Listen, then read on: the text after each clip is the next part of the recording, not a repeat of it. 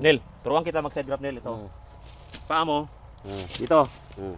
Huwag masyado mababa, huwag masyado mataas. Yan. Mm. Guhit ka ng letter A. A. A sa letter B, ha? Oo. Letter A. Tapos kunin mo yan. Tapos kuha ka ng sayon, W10, o anong gusto mo. Mag-cut ka. Mm. Yan, yan, yan, yan. 1 inch. Yung sa kabila, kalahati. Lahati. Oo. Yun na. Mm. Tapos suksok mo yan. Mm. Suksok. Mm. Ganon siya. Mm.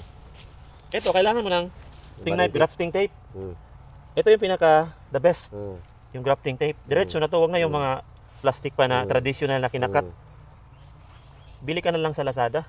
Meron na sa Lazada eh. Lazada. Di ba? Mm. Tapos diretso mo to doon. Hindi na masisidla na ano to ng tubig. 21 days tatanggalin na kasi may tutubo na oh. So importante sa ano mo sa sayon, green at saka brown, tapos pencil size. Tapos may shoots, may bad eye. Bad eye. Oh. Tapos pag umusbong na siya, makikita mo yan 21 days, uusbong na yan. Pwedeng mong ipa-guide, pwede rin hindi. Oh, wala namang ano diyan eh. Kasi naka ano na nga siya, pero kung nakausli siya masyado nakaganon, hindi mo pwede siyang i-guide. Pero kung kaya mo siyang i-guide muna, pwede na yan. So dyan lang talaga yung paghihigpit mo. Oh, para yan hindi lang. masudlan ng tubig. Oh, yan lang muna.